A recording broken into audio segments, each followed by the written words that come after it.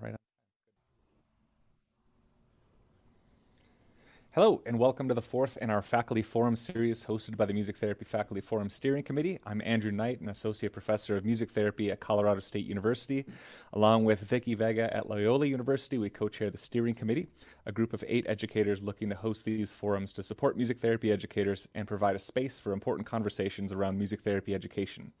In addition to the two of us, I'd also like to make sure that you know the rest of the committee: Susie Sorrell from Malloy, Melanie Kwan from Washington Adventist, Jen Treidman from University of Indianapolis, Raquel Ravalio from Marietta College, Debbie Gombert from Eastern Michigan University, and Andy McGraw-Hunt from Rowan University. The mandate of the steering committee is to look at a future organizational structure for shared faculty governance and to prepare the annual faculty forum tonight.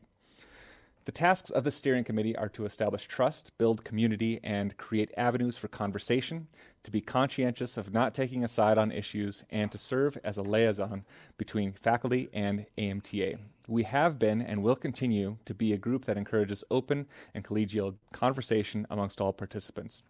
We have just one announcement before we begin, which is that we're not planning a December town hall event, but the committee will be meeting around that time, and we're interested in your feedback as to what we might facilitate in future sessions in 2021. You can email any of us individually or collectively at musictherapyfaculty@gmail.com. That will go to everybody on the steering committee. Tonight, we're continuing a bit of a tradition that our professors began, in that faculty members meet at conference for a dedicated evening for connecting and learning from each other. We asked you for feedback on how we might best spend our time, and we appreciate your participation in helping us develop tonight's agenda. We have 3 guests, to use the term loosely. I assume most, if not all of you, saw the agenda for tonight on our flyers, emails, and social media posts, so let's get right to it. For the listening session to kick things off, I'll invite Jane Cregan, AMTA Director of Professional Programs, to introduce our first guest. The process will be fairly simple. After the CEO says a few words, please raise your Zoom hand, so to speak, and I'll just call on you to unmute yourself, and then you can speak and ask a question or submit a comment. If there are 2 or 3 follow-ups on that particular topic, that's fine, but let's make sure we cover a few different topics tonight in our limited time for the listening session. If you have more questions or comments, please feel free to email her after tonight's session for a follow-up. And when our time's up, we'll transition to our next guest for the evening. So with that, Jane, please introduce our guest. Thank you, Andrew. Good evening. It is great to see all of you. I am so pleased to introduce our new CEO, Adonia Calhoun Coates. Adonia comes to AMTA with over 20 years of experience in the nonprofit world. Adonia served for the past 13 years at the American Thyroid Association, most recently as Associate Executive Director. During her tenure at the American Thyroid Association, Adonia was a key participant in the association's efforts to include diversity, equity, and inclusion as guiding principles for association activities, processes, and decisions. So please join me in welcoming Adonia to the Faculty Forum. Well, hello, everybody. I am so grateful to be here. I am Adonia Calhoun Coates. I am the new CEO of AMTA, and I'm happy just to be here and to get to know you a little bit more, to listen to what you have to say. I've only been with AMTA for a month, so I don't know how much feedback or input I'll have, but I am happy to be here to listen and to give you the opportunity to have time with me. So let's go for it. Great. Thanks so much for being here. So like I said before, if there's different ways to go about, raising your hand in the Zoom environment and everything. But if anyone would like to start us off, one way to do that is to click on your participants tab, and then you can just hit the blue raise hand function, and then I'll call on you and you can unmute, and we'll begin.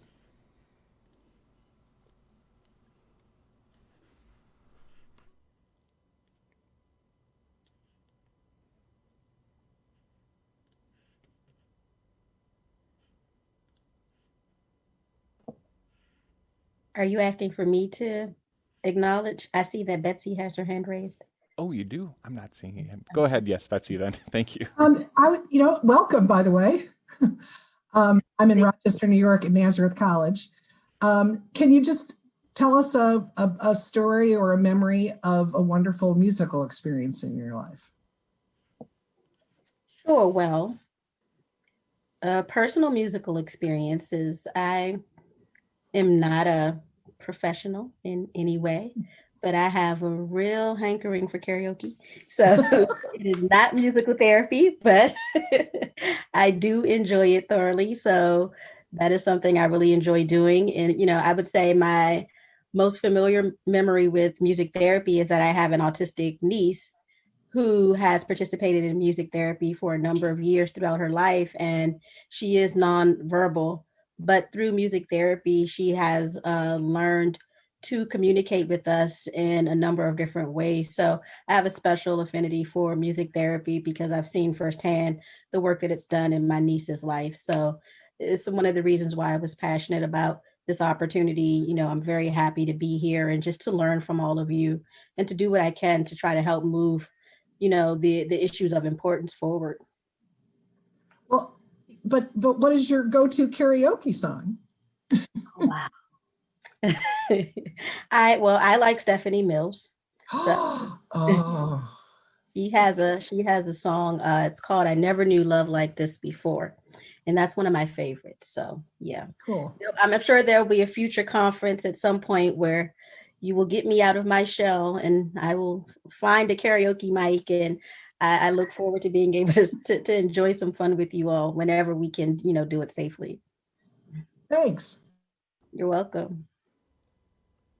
I've already misunderstood Zoom and I can't see when hands are raised or anything like that. So go ahead, anybody who has the next question, or if you want to stay on topic of karaoke, if you want to keep going that route too, that's fine. But go ahead and speak up.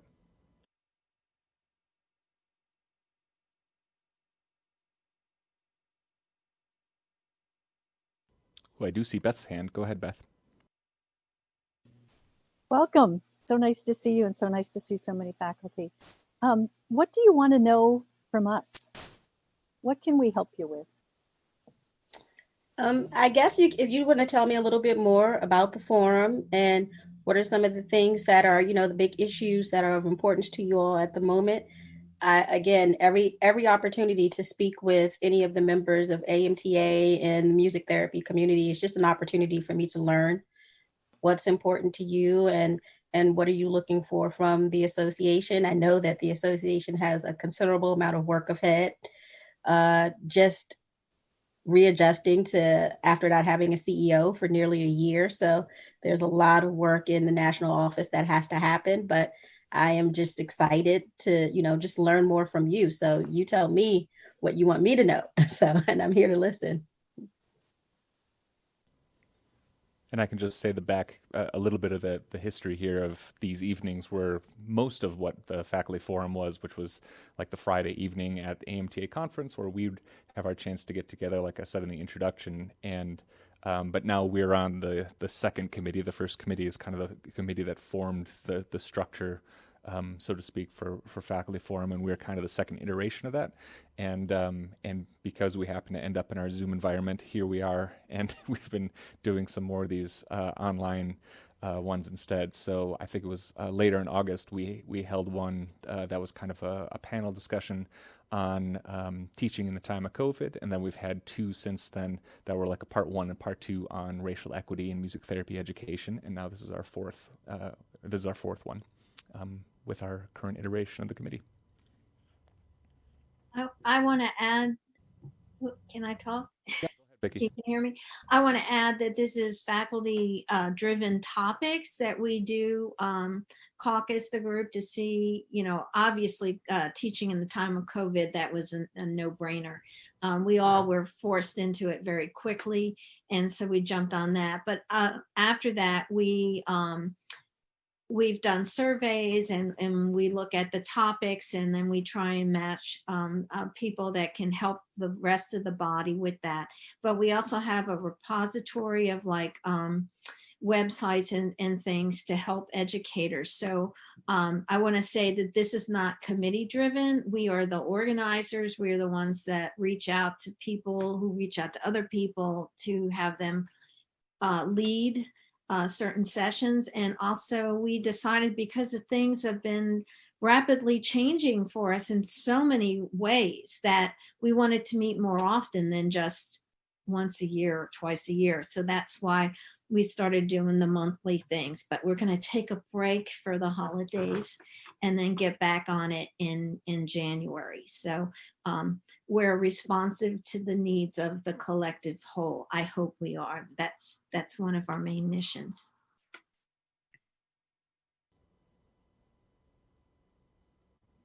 Yes, thanks, Vicki. Other questions or comments? Go right ahead. Looks like Sangeeta. Hi, Adonia. It's really nice to meet you in person. So I was just wondering if you had a sense, and you may not yet, but I was wondering how you see your role in interfacing with faculty, if you have any specific ideas of how you might see this interaction and collaboration in the future. That is a very good question. And I see it as evolving. Right now, I think that my primary focus, just in the short term, is to learn as much as I can about what's going on within the national office. We have a number of areas to address internally, and setting our strategic plan is one of the biggest things that I would hope to be able to address with the national office, and to help us set some priorities and goals. And when we set those strategic priorities for the next few years, I am pretty sure that the faculty will be a part of that work. So I can't really answer your question just yet, because I am still working with leadership to determine all of the issues that are of critical importance to the association to move forward. But I think there's an important relationship to build and to grow here. So I look forward to trying to do that over time.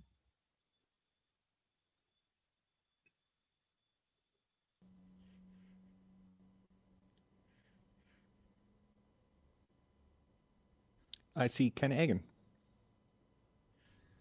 Thanks. Hi, Adonia. Welcome to the group. As someone who's been involved for a little bit more than a short time, I just wanted to share a perception with you and, take it for what it's worth.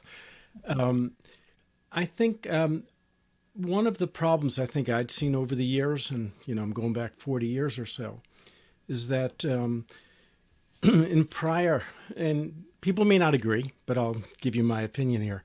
I think for those of us who wanted to make progressive change in the organization, there was a real sense that presidents, vice presidents came and went, board members came and went, and the permanent staff, was the paid hired staff.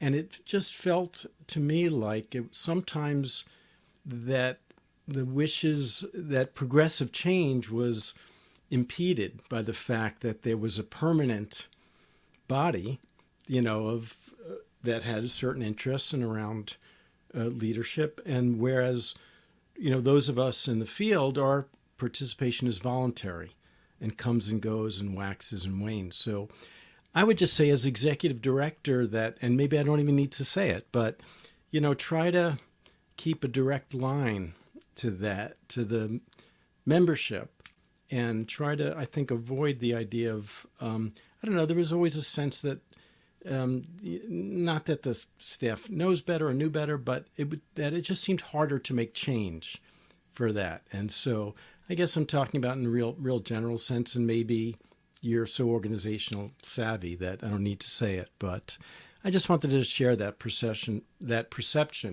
from those of us who've tried to make some progressive change over the years. And I think it's a feeling that, I'm not saying it's a dominant feeling, but it's a feeling that a substantial number of people may have. I appreciate that. And I think that, there's a number of areas of change that are needed for the association to really move into the future the way I think the entire music therapy community wants AMTA to do. So I've definitely heard what you said. I think it's important that there's a collaborative approach. I have an open door policy. I want to communicate with the membership. I want to communicate with the community. I want to give everyone an opportunity to have a voice. I know that communication is a big deal. There are a number of areas that I think the association would like to grow in, and ways that we can improve to really meet the needs of the community better going forward. But it is going to take some time. But I've heard you, and I agree, and I hope to change that perception and that narrative going forward, because I really want this to be a collaborative approach, because if the National Association succeeds, so does the music therapy community. And not just to make a brief response. First of all, I welcome that response. Thank you so much. And, I personally, one of the bigger issues for me over the years has been the lack of minority or lack of diversity in the field.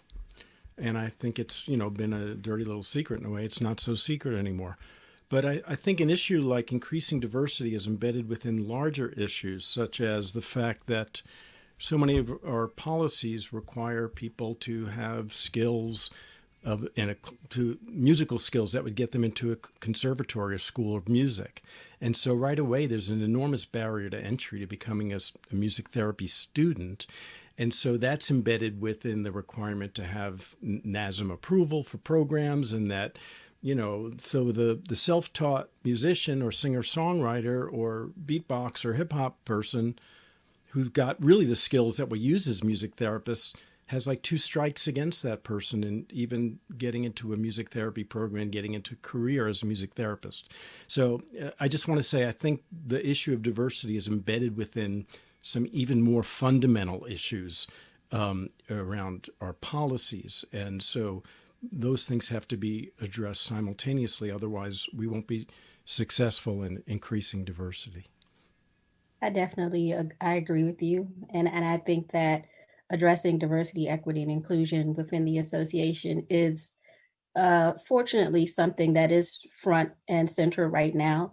And it's something of importance that the association recognizes that we have to look at further to really be able to move the needle on all the things that are important to the association and to the field. And those are within the association issues that are impacting us being able to be nimble and move and have more participation and have the transition needed within the association. And then there's also those issues within the field. So there is so much for the association to address with regards to diversity, equity, and inclusion. So I think, there is a simultaneous, there's an interest in a simultaneous approach, but then there's steps, and there's only but so much we can do. So I just want to say that I agree with you wholeheartedly. I think it is a huge challenge for the association to address, and I think that we should be addressing it, and we have goals to address it.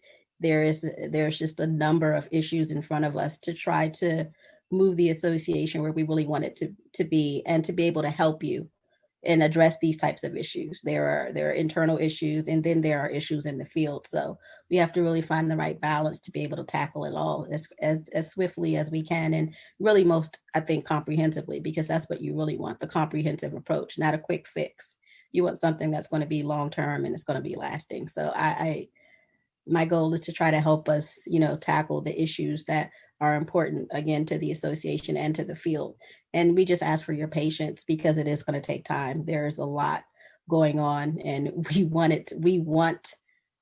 I believe that the association wants what you want. It's just having the right conversations, doing the right work to make it happen. Kathy Murphy, I see your hands up. Go ahead and unmute yourself there. I've been teaching all day. You'd think I'd have it down by now. Welcome. It's really nice to meet you. I, like Ken, have been a music therapist for almost 40 years. Like, I'm 2 months shy of that. And I agree that I'm one of those people who considers myself more of a progressive than somebody who's stuck. The first 30 so years of my career, I was very involved in the association and saw a lot of rigidity and an unwelcoming of new ideas or new ways to see things. And so I hope moving forward that you can help us to look through a different lens. I wholeheartedly agree with Ken about the privilege that people have who come into music therapy. by virtue of the fact that they have to be classically trained or jazz trained musicians. I won't say any more because I might get myself in trouble. But are even, I'm at SUNY New Paltz. We have a very interesting educational model because of the law in New York, the licensing law, and because of how the program was changed back in 2007 because of that law. And, to continue to make space to look at different models of education and to help us really communicate with each other in order to move the field forward, so that when we're working in a mental health unit, we get to do our own assessment and we get to determine who we see, and we get to have an office and a treatment space like all of our other colleagues, and we're just not like, oh, you're just going to take care of everybody. So I'm really looking forward to working with you. I promise you'll hear from me. Anybody on this call knows that I'm not quiet. I'm a little bit of a rabble rouser, but I'm from Boston, so what can I say? Anyways, welcome, and thank you for taking the time to be with us tonight. Thank you again. Thank you for having me. And again, I appreciate all feedback and comments. I know that this is hard work ahead, and I'm here for it. So just give us, bring it on, and I'll be as honest with you as I can be, as often as I can be. I'll tell you what I know. I'll tell you what I don't know. And I'll tell you what we could do. And if we can't, I'll do my best to try to communicate that too. I believe two-way communication, open communication, transparency, and clarity are important. So my goals are to really help, build that with the association, because I think it's critical for us moving forward. We've got about 7 more minutes before I know you have to get on to the board of directors meeting, of course, and several of you on the call here I think are going to be in that board meeting as well, and then we move on to our next segment tonight. But 7 minutes left. What other looks like Donna Poland? Yes, thank you.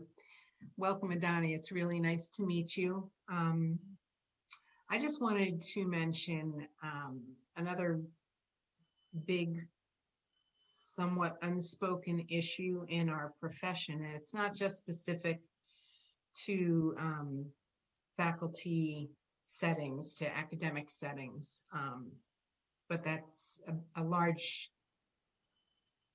component of it, I believe, is the issue of sexual harassment and assault. And we keep kind of dancing around it and talking around it. And I know it's very complicated in terms of legal issues, ethical issues, but I'm just feeling a need I'm going to be kind of saying this in every forum I'm in at this conference this year, because I know we have a lot of work to do in figuring out how to move forward. And I know, as you were saying earlier with DEI, it's not going to be a quick fix. We have to do the work the right way to make sure that it sticks. But it's just something I wanted to say in this room tonight, that we need to really raise our awareness and figure out how to move forward to protect our community and our clients. So thank you. And again, I'm really looking forward to the future of AMTA with you. Same. I agree. It's a very important issue, and I know it's something that we have to, look at further. So I appreciate your feedback. Noah, why don't you go ahead? Hi. Excuse me. Hi. Adonia, thank you so much for joining us tonight. I know we're short on time, so I'll be quick. I just wanted to throw out that the pandemic has really laid bare the job instability that music therapists are confronting. So yes, it's great that people may have been employed prior to, but we're recognizing that on a really grand level, that when these budget cuts are happening, that music therapists are first, if not second or third on the list. And there are plenty of music therapists who were told, you're going to be furloughed for a week, for a month, for 3 months, but don't worry, your job will be waiting for you on the other end. And that has not been the case. And to some extent, that is our own fault. I think we are sowing a field that we have planted because we have aligned ourselves with being an alternative, calling ourselves an alternative or calling ourselves complementary, or at least saying that that's okay.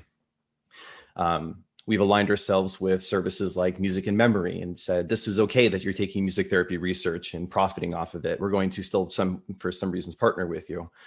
I recognize that might be an unpopular opinion, but it's from my perspective, it has harmed us. It has not helped to establish us as a primary service or a core service or an essential service. I don't know if you have, I know that you're new. You stepped into it right in the middle of this. You are still figuring out just what music therapy is, which is a very squishy term.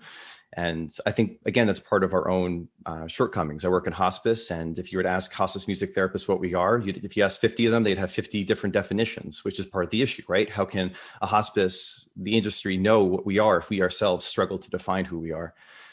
But that being said, I just wanted to throw that out there as something that, from my perspective, is going to be really critical for us to, so just the other day, CBMT was celebrating that we have 9,000 music therapists. Fantastic. But I'm less interested in the number of music therapists, and I'm much more interested in the job security for the percentage or for a proportion of those music therapists.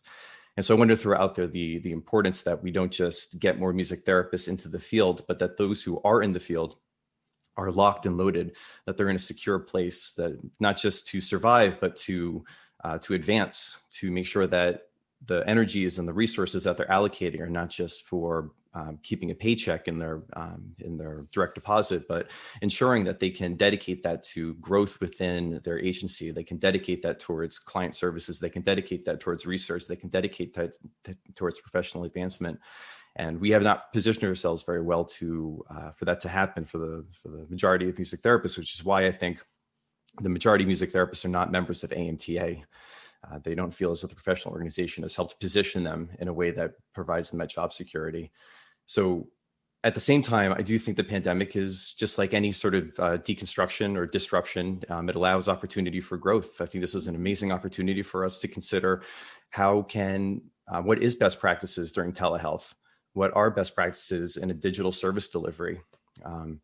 And it would be fantastic to see AMTA really for real take the lead on this, really take the lead and be aggressive and not just run task forces and committees, but really take the lead in reaching out to healthcare providers and turning to clinicians, doing broad scale studies and reflexive analyses as to what it is that we're doing that is so essential, and how we can then market that and make the language that we're using accessible to non-music therapists, so that on a very large scale, this healthcare ecosystem, which is increasingly consolidating into corporations, can understand why we need to be on those front lines. And I was not brief, which is probably not a surprise. I apologize, but I'm done.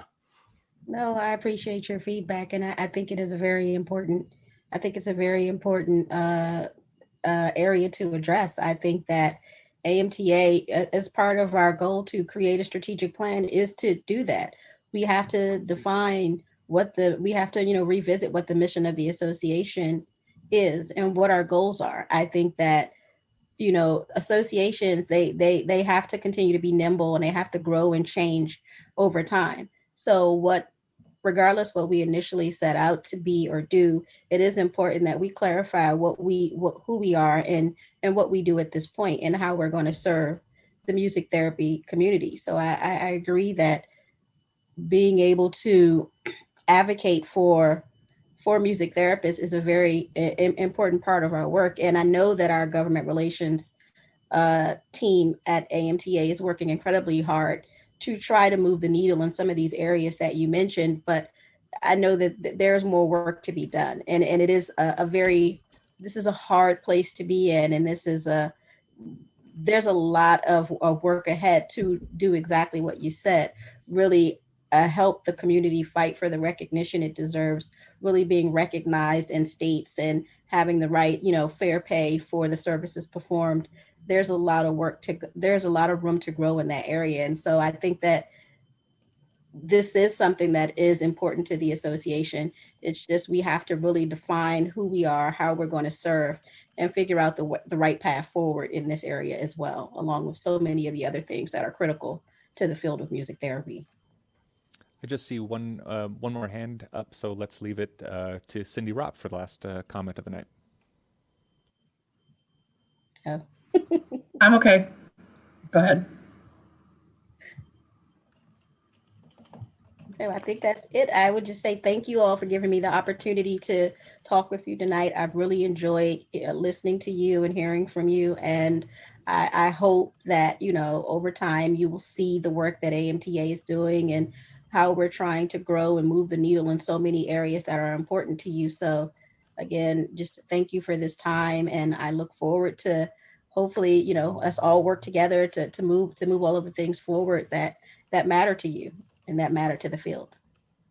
Well, thank you very much for your time this evening. We'll let you get on to the board of directors meeting. And I know a couple of other of you have to do the same. And if people have to step off or get back on the call, you can certainly do that with this particular format of Zoom. Next on our agenda is time with an extremely revered guest who we're so grateful to have with us tonight. This next portion of the evening will not be recorded. And right now it's time for Jan Treidman to introduce her. So now I'll turn it over to them. And if you didn't get that document as well, I'm going to put the Google Drive link that we also had in the email that was sent out. So you can hit that link anytime so you can see the themes document. I'll turn it over to you, Jennifer. Thank you so much, Andrew and Vicki, and thank you, faculty, for inviting us. Thank you, Fran. What a gift to get this time with all of you today. So it is truly a pleasure for us just to get to visit with you all, to have this listening session with you all this evening. And we would like to start by just introducing those members of the commission who are able to be with us this evening. We know that some of our folks are at other meetings that are going on with the conference and everything else right now. And actually, Donna and I will have to leave after these introductions to head to that board of directors meeting too, because we have a proposal there as well. So lots happening right now. And we're grateful to be here and just wanted to take a moment to introduce ourselves, connect with you, and then we will go through those emerging themes, the document that you should have seen. And then from there, we'll break out into some smaller groups where you'll be able to share your feedback and thoughts and input with members of the commission. So I am Jen Hicks. I am one of the co-chairs with Donna Poland on here. And I am a clinician. I'm a music therapy business owner. I am a supervisor, an internship director, and a recent master's graduate student, just passed my thesis this past week. And so wear several hats as far as identities on the commission, as well as a music therapy business owner from the Minneapolis, Minnesota area. Donna, would you like to go next and then just pass it on to another member? Sure, thank you. It's nice to see you all tonight. I'm Donna Poland. I'm co-chair with Jen of the commission. I'm in Rochester, New York. I'm primarily a clinician. I also function as a faculty person, an intern supervisor, a peer supervisor, professional supervisor. I chair the New York State Task Force, which is very exciting work. And I'm just really pleased to that we're going to have this time with you tonight. And I also want to give our concurrent session a plug. Sunday, the 22nd from 11:15 a.m. Eastern to 12:30. And then rather than going from the viewing room to the Q&A room, we're gonna send everybody right into a Zoom room because we would only have about 5 minutes after our movie premiere. So we're just going to send you right into a Zoom room, anybody that wants to speak with us further. So if you have nothing else to do Sunday at 11:15, please join us. And I will Thank you. Before you pass it on, Donna, I will just also put in the chat our website link, because if you aren't able to make it, the recording of that video that we'll be sharing for the session will be available on our webpage right after the conference. And so rather than just having it available for 6 months for those who registered, we really wanted to make sure that everybody has access to it, members, non-members alike. And so that link in the chat we'll mention throughout the time together. That is our webpage and the home base for all of our information. It currently has the recording from our regional presentation, and the national presentation will be up there next week too. So Thanks, Donna. Pass it on. I will pass it to Jennifer Jones. Hello, that's me. I'm Jennifer Jones. I'm an educator. I teach in Illinois, and that's the biggest hat I wear, so I'll leave it at that. I think I saw Daniel, so I pass it to Daniel. Hi, everyone. Daniel Tagg. Thanks, Jennifer. I am currently teaching at Southern Methodist University and super happy to be here. Also, most recently came from Shenandoah University, and I see some of my folks who are online today. So hello to them and happy to be here. Let's see, Betsy. Hi, I'm Betsy King. I was a clinician for 16 years before I started teaching full-time. I'm in my 36th year of music therapy, and I'm at Nazareth College in Rochester, New York.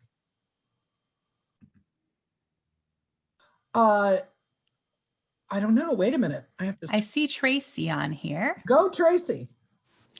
Hi, everybody. I'm Tracy Richardson, longtime educator and short-time dean at St. Mary of the Woods College. And I'm not sure who else is on here from Commission. I don't see anyone else from the Commission right now. If you are a member of the Commission and are on, please feel free to say hello. All of the members are listed on that webpage with all of our email addresses. And so while we'll have some time tonight to chat and listen and share with you all, please know that you can also always reach out to any member of the Commission, whoever you'd feel comfortable doing that with via email. In addition, we have a Google form that you can fill out anonymously if you would like, or you can share your information so we can follow up with you. And I've just added that link to the chat. We just updated those Google form questions based on these emerging themes. And so one of our goals throughout our work is to continue moving forward and to continue moving the profession forward, as some of you have already talked about in the listening session with Adania. In moving towards change, we want to have that funneling effect. And so we started with these two big questions last year at the national conference, asking what you wanted us to know and how you envision the future of music therapy. Then we brought it down to getting your feedback on the 5 charges, which is what you see reflected here from both of those. And now we're moving even further into some suggestions for how we can move forward here. And I'm going to ask those folks who are going to be facilitating the breakout sessions tonight to go ahead and share this information with you. I believe I'm up first, and while you can read, sometimes it helps to read and hear these charges that were given to us. So the charge from the AMTA Board of Directors to the Commission on the Education and Clinical Training of 21st Century Music Therapists is to identify inconsistencies within degree programs to support clinical practice in a changing world, identify inconsistencies among and between national roster and university-affiliated internship programs, recommend changes to enhance current education and clinical training practices, and keeping in mind the ability to support the ongoing efforts to increase state recognition of the MTBC credential and support efforts to encourage diversity and inclusion in the profession. And with these kind of collectively, we always kind of say, and the client, to keep in our minds that all of these impact our clinical work and the people that we serve. Thanks, Jennifer. And as you can see, we have some emerging themes that are coming out of our data collection that we did in the spring, kind of through the summer. And we really want to get your ideas about these tonight. So we're really going to be listening to you tonight in the breakout rooms. And these are what we're focusing on. So we wanted to make sure that we kind of shared them a little bit with you beforehand. But the themes that have been emerging from our latest data collection are that people feel like elevating the profession and increased professional recognition and identity is very important. Things possibly like recognizing specializations. Creating a sustainable workforce. We heard several of the people talk to Adonia about that, addressing financial concerns, reducing student debt, paying clinical supervisors. All of these kinds of ideas came out of our most recent data set. Cultivating diversity, obviously, one of the things that we are charged with, and it's coming out of what people are talking about. They want to see, you all want to see, diversity and cultural intelligence in all its forms, increased professional development and training, and also increasing support and communication from and diversity within AMTA. So here's some of the things that we'll want to hear from you today. In the area of education and clinical training, the themes that have emerged, I'm going to read them, but I want to mention straight off that there is a real urgency and request for significant change, not Band-Aids. So these, as people mention these themes, all the comments that people made that came into these themes, many of them included very strong statements about the need to re-envision what music therapy education and clinical training looks like. So we heard transforming music therapy education in the clinical training model. Transformation is the word there. Focusing on clinical and functional musicianship and technology, including business skills and entrepreneurship in our education and clinical training, supporting supervision beyond the degree program, increasing diversity in the profession through changes in educational policies, practices, and curriculum. So this would include recruitment and admissions policies. Increasing clarity of and adherence to education and clinical training program standards, whatever they may be, and then increasing the consistency in and accountability for competency outcomes. We heard a lot about the range of skills demonstrated by music therapists in first jobs and internships is too broad. Let's just put it that way. And improving quality in education and clinical training through support and learning opportunities for faculty and supervisors. Thank you all. And I do want to point out, as Betsy said, that the board of directors has been really encouraging of us to think outside the box, to not be constrained by the current structural setup of music therapy or AMTA, and that when we make these recommendations, to really make them based upon the best practices and feedback that is emerging from you all, from our stakeholders. So all of this is based on feedback. Know that these are just very shortened emerging themes. If you want to hear all the details, please do check out our presentation on Sunday or that recording, because we go into a lot more depth on these and what each of them means and how they actually break down. Know that it has been one of our great efforts to try and reach as many music therapy students, professionals, faculty members, researchers, supervisors, music therapy business owners, as many of these different groups of people, both members and non-members, so that we can truly draw from the wisdom of our collective. And within that, there is a lot of diversity of thought, of course. And so I do want to mention that when we talk about consistency in here, we are talking about consistency in the quality outcome, not in how that quality outcome is reached. And so I think one of the really important pieces we wanted to acknowledge, because of the diversity of your programs, where many of you are at, is that we're not talking about every program being done exactly the same way. That's not the concern. In fact, we love, and when I say we, I'm speaking from the feedback we receive, what we hear is that we really appreciate and value the different programs that are available so that they can be a best fit for the students who are looking for those programs. And so while there are some pieces that of course would apply to all universities or colleges, a lot of this work has to do with how do we get to those more consistent outcomes, not here's exactly how and what you have to teach, if that makes sense. Are there things, Andrew, that you would like us to address as a large group before we go into breakout rooms? Are there questions y'all have for Donna and I before we have to head to the board of directors meeting? Yeah, certainly. If there are any, if anybody has any questions that they'd like to do as part of the large group, that's certainly something we could do. Otherwise, we could practice some therapeutic silence while we wait for any of those to roll in. We'll be for a second. And if I love therapeutic silence. Yeah, well, my students don't quite. When I ask them a question, then I just sit here on Zoom like this. Well, I can wait for you.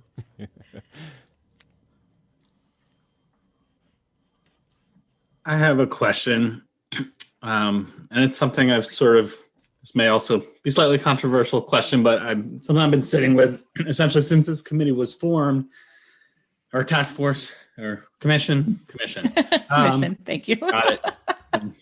A long pandemic. This was, in my perspective, partially formed on the heels of the master's level entry work that went on for many years, and decision that actually went in opposition of the recommendation of that work group. And so I've been sitting here since the formation wondering, how do we have confidence that this will land in any type of different direction, where this group in front of us is working very hard to gather information to be able to make informed recommendations, and yet ultimately you are tasked by the board, and you all don't make the decisions. And so I guess asking those that are involved and giving all this time and effort, how do you sit with that? What are your thoughts there? I do want to acknowledge how much we appreciate for those of you that were part of that MLE work. That has informed a lot of what we've done. We have read your work and we appreciate it. And that has provided a good foundation, along with a lot of the work that has been done going back to unification as resources. So thank you for that work leading up to us. And I think that's a valid fear. One of the pieces, I guess my hope, and then I'll open it up to anyone else in the commission if you'd like to share. One of my hopes is that the challenges that we have faced as an organization and as a society are continuing to point to the need for structural systemic change. And my hope is that, because it is our goal to be as transparent as possible, to gather feedback from as many music therapy stakeholders as possible, that when this is brought to the board, it will not be the commission bringing it to the board, it will be us. It will be all of us. It'll be the music therapy community. It will be the members and the non-members. It will be every single delegate that y'all have on that board, every single member who is on there to serve us, that they will all be going to that meeting with that buy-in. It's also, I think, slightly different because it's not a yes/no question. And so I think part of the challenge from MLE was the complexity of it, which ultimately came down to this vote. Because there are pieces, I mean, this is one of the pieces that came out of MLE that was, like, if you were looking at the complexity of the question, was a yes that came out of it, is we need to start with this undergraduate piece and these other pieces and get these in order. That MLE, as I understand it, isn't off the table forever. It is the piece of what we can do now, the first step, and then returning to these things. Those are just my thoughts and my understandings, which can be wrong. But I do have the hope that we'll have, hopefully, y'all and the board behind us as we move forward. And none of this will be a surprise to them either, because we're talking and communicating with them each step of the way too. Betsy, you wanted to add something, go for it. No, I'm fine. I would like to just follow up and reiterate or expand upon what Jen was saying, is that from the outset, we have heard routinely from the board of directors that we are empowered to do this work, and encouraged to look from multiple perspectives and in very fresh ways, and to be looking at things as at times as though there is nothing there. There is no there. So it's not like we're trying to fix what's there, but to reach deep awareness of new ways. So and we really do keep that paramount in our discussion. And as Jennifer said earlier, also, everything is the client. So we feel that, and there's so much change happening right now also within our organization. I'm so excited about Adania and where I think we might be able to finally go. So I think the timing of that also is good. There's a lot of healthy new eyes on things. But we can't promise anything except that we're doing our best, and we feel as though we are sort of the stewards of it, but we're all on this ship. And that's why we constantly are saying, please, please, please be in touch with us, whether it's through the Google form or just reaching out to any or all of us directly. Because we can't, it's not members of the commission that we're not representing us. We're doing our best to represent the whole community. And again, reaching out not just to the membership, but to non-members, particularly trying to get connected with ex-members.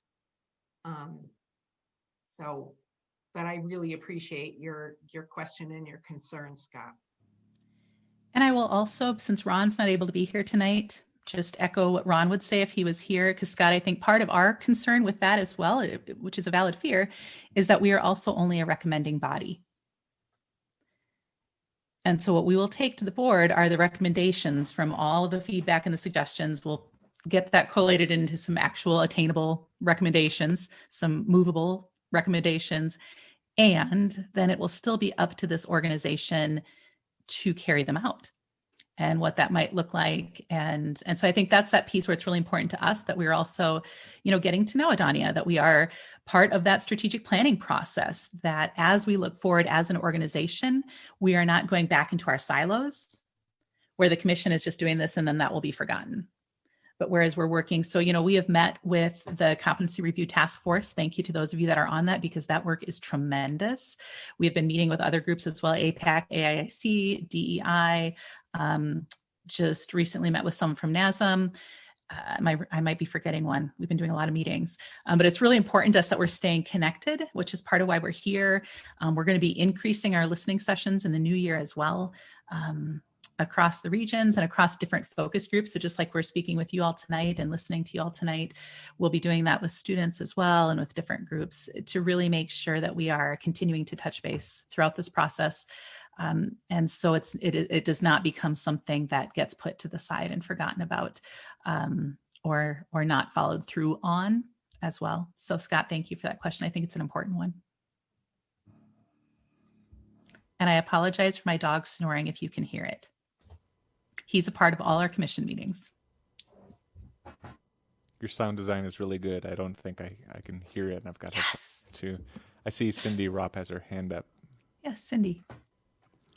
In the best of all possible worlds, what is this timeline looking like? And I'm concerned about problems that we have now. That a big one right now for us is getting people into internship. Yeah. It's looking like the norm is more going university affiliated because of COVID and just because there are more programs, more students looking. It is almost impossible anymore for our students to graduate and go straight into internship. And some of them are waiting a year and a half, and there's a tremendous fallout that's not the word, a tremendous decay in skills having to wait that long. Yeah, thank you for that. As an internship director with a currently inactive site because of COVID, I share that concern and am struggling with that a lot. And unfortunately, we're not a problem-solving commission, again, because we are just a recommending body. Right. That is, though, part of the conversation that we've had with APAC and AIC. Because of the connection that we do have with the internship question on our charges, we are having those same conversations with them too, to see what the plan is, what they're doing, what this is looking like. I wish there was more that we could do right now. Other folks on the commission, thoughts? Well, so what would be the shortest timeline we're looking at for your report and subsequently moving and changing things? Commission members, you can feel free to tell me to shush if I'm wrong on this, because we don't have an exact timeline. What I can tell you is this, so we were formed at the beginning of 2019, the end of 2018 is when it happened. So at the beginning of last year, we started our work, and we had our first retreat last summer when we were able to be together in 2019. So when we first started to really reach out and gather data was exactly a year ago now. And since then, we have gathered data on 2 different sets and analyzed that. So the 2 big questions, which then funnel down into our 5 charges. And the Google form now you'll see reflects more suggestions for moving forward. And so when we think about our work, we're thinking of that funnel of we're now getting into this suggestion place. We feel like we have reached that point, and those of you who are part of MLE, a lot of these themes are going to look similar to you.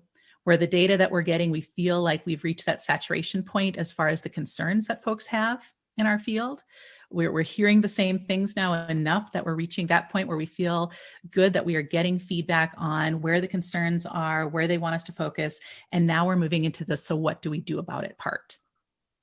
And so that is really our focus for this next year moving forward. I can't give you a definite time frame on that. What I can tell you is that we are moving, and we are meeting multiple, at least usually 2 times a month right now as a full group, plus our small groups. Anytime we do data analysis, we have smaller groups that have included our student representative as well as some of our ad hoc members to assist with that in their areas of expertise. We are on Skype. Donna and I are on Skype pretty much daily. If I wake up and don't have a message from Donna ready for me, I'm quite frankly shocked and a little concerned about her safety. And so we have plans. I just, and Betsy, then we'll go to you. I want you to know that we are moving forward. I can't give you an exact timeline, but I can tell you that we are funneling and we are moving into this suggestion. What do we do about this phase? Yeah, go for it, Betsy. But I think it's important to acknowledge that if you've got something this urgent, that there might be a need to get changes made about something like this now and not wait for this bigger picture change we're talking about. I would say to you, because I've heard you talk about this for maybe a couple of years now. So, right? So having known that it was a problem at your school for a couple of years now and at other schools, I don't think we're the group you should be waiting for. I mean, what we have to say, our recommendations may very well have a lot to do with what changes in internships, but you've got people graduating now. So I understand that. I was just looking at if we had some rough kind of timeline so I know which group to head to in the interim. Mm-hmm. Yeah. So, Andrew, do you still have the COVID group? Are you the head person for that? Not really. It's fine. COVID's basically going away. It's over. 2020 is almost over, and then everything is going to go back to no. Oh, stop! Oh, I know. No. We don't want it to go back. We want to move forward. So I would say, APAC, AIC, we've had these conversations with them, the COVID task forces. I've had multiple conversations with folks on the COVID task force, as well as from an internship director standpoint, I've had these conversations with my regional rep and with Jane. And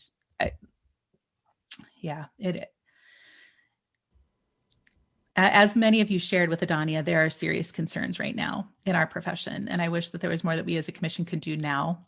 And I'm also still committed to looking long-term at our profession, to looking long-term at where we want to be moving, and also crafting a plan that's not just for the 21st century, because we're already more than a fifth of the way through that, but really looking at what do we need to continue moving beyond that too.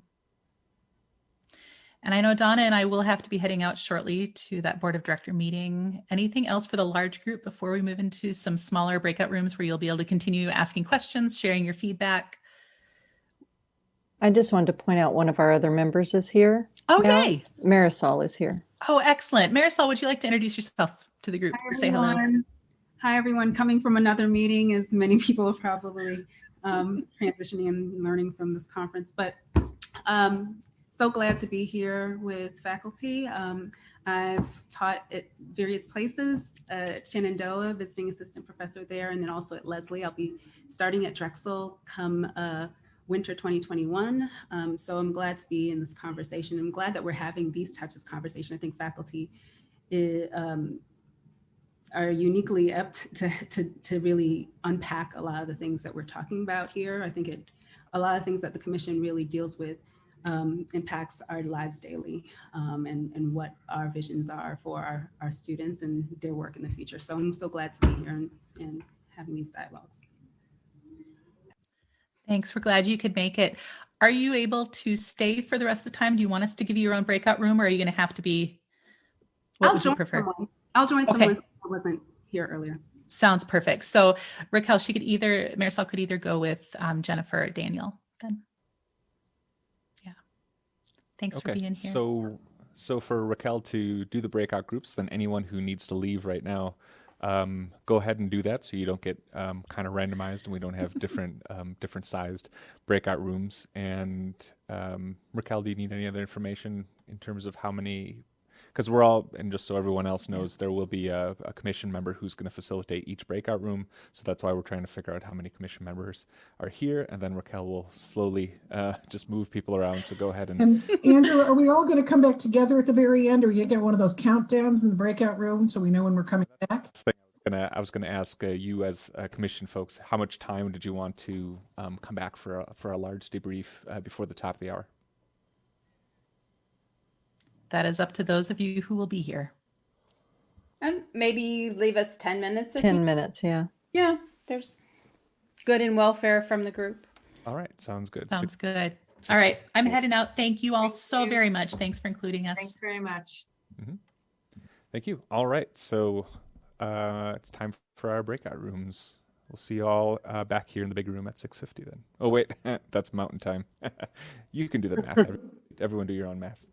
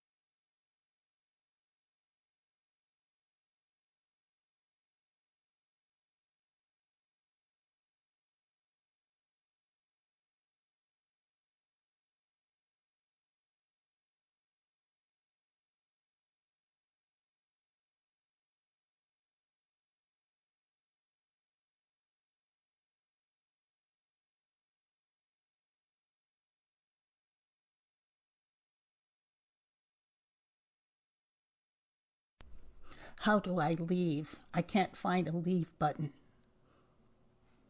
Are you trying to go to the breakout room or just end the call? End the call. And I don't see an end the call button. At the bottom right of your Zoom, there should be an end button. Okay, maybe it's covered up by the chat. Yes, it was covered by the chat. Thank you so much. Okay. Have a good Thank evening. you for your help. You're welcome. Thank you. And nice to meet you. Nice to meet you too. Okay, bye. Good night.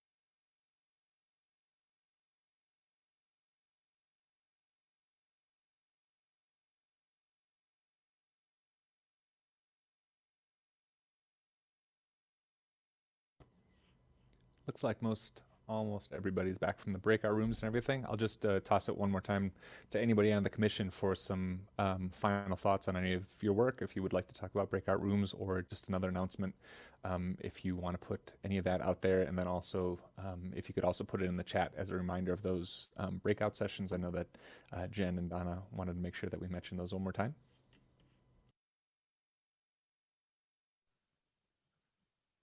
Well, I want to thank everybody in our breakout group, and we took copious notes, and I'll repeat to everybody what I said at the very end, not looking at the time. If we do our work right, as Jen said, the recommendations that go to the board of directors will not be from the commission. They will be from music therapists across the country and music therapy students as well, and not just from members, but from everybody. So I hope that there will be a real force behind them. That's one of the reasons we've been so cautious about the way we've done our thematic analysis, so that it's not and we spent a lot of the very beginning of the commission, we spent time revealing our own biases, our own backgrounds, making those clear to each other so that your voices could come through us.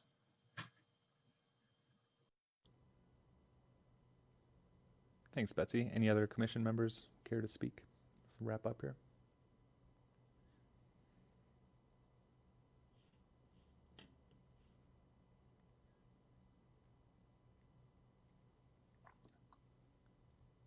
Okay. Looks like hearing none, then before we wrap up, then just a space for anybody in the last few moments here for some good and welfare announcements, that sort of thing that would be appropriate for music therapy faculty, music therapy education. Just go ahead and unmute yourself and say it, because I don't have the participant list up right now. Whenever we meet as a faculty, I always want to remember and honor the legacy of Evelyn Selesky, who was so instrumental early on in the first commission. I see Carol Beth there, and just remind all of us to think about those early pioneers and thank her somewhere for all her work and effort. Thanks, Beth. Any other good and welfare announcements? This may not be specific to classroom education, but come to the Collaborave on Friday if you feel like it. That's being hosted with a giant Ableton playground. So if people are wondering about music technology things they can do, you're going to have an opportunity to experience one on Friday night at 8 p.m. So it's included in conference registration, but just wanted to throw that invite out there. I'll be co-facilitating with Mike Viega and my husband Bernie. So it'll be a fun time, very educational, but mostly hopefully fun. Thanks, Natasha. Any others? She had to unfortunately leave early, but I just want to acknowledge that Flossie Arardi is stepping down as program director of the Drexel Music Therapy program, having been involved with the program in various capacities for many, many years, and will likely continue to adjunct in some capacities. So just want to recognize Flossie for a moment, and as Marisol Norris shared, she'll be coming in a couple months as our new program director, so also honor that and recognize that. With change, we have one closing and sadness and excitement for the future as well. So thankful to the generations. Thank you, Scott. Any others?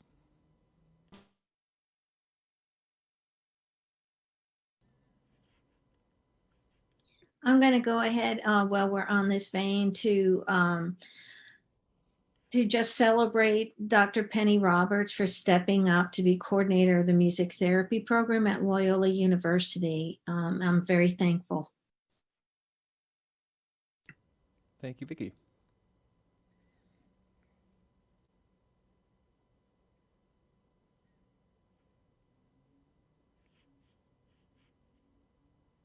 All right. Hearing no other ones, I'd like to thank the commission. I want to thank Fran Goldberg, Jane Cregan, and Adonia and to all of you for joining us. This was your faculty forum, and the steering committee thanks all of you for taking part in helping us put together the event tonight. And we have asked everyone to take a short survey at the end of each faculty forum event. It's coming in the chat right. Oh, there it is. Raquel put it in the chat. And it'll come out. It's on the Music Therapy Faculty Facebook page, and it'll come to you in a follow-up email. Please click on that link and help us inform these educator gatherings in the future. Like I said, we're going to skip December, and then we'll come back with a slate of more events like this in 2021. If you have any more questions or comments, please feel free to email us at musictherapyfaculty@gmail.com, or if you just know any of us individually, please do send an email that way. But that's it. Thank you. Have a great rest of your conference, and have a great evening. Goodbye, everyone.